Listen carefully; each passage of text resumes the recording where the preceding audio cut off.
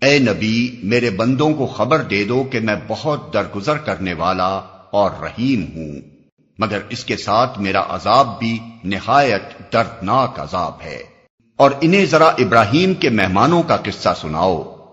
جب وہ آئے اس کے ہاں اور کہا سلام ہو تم پر، تو اس نے کہا ہمیں تم سے ڈر لگتا ہے۔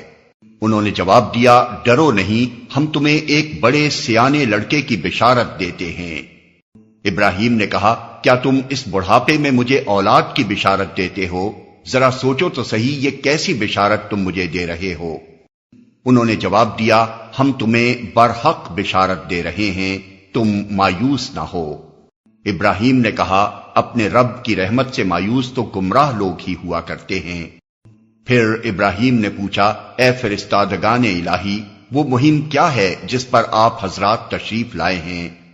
وہ بولے ہم ایک مجرم قوم کی طرف بھیجے گئے ہیں، صرف لوط کے گھر والے مستثنی ہیں، ان سب کو ہم بچا لیں گے سوائے اس کی بیوی کے، جس کے لیے اللہ فرماتا ہے ہم نے مقدر کر دیا ہے کہ وہ پیچھے رہ جانے والوں میں شامل رہے گی۔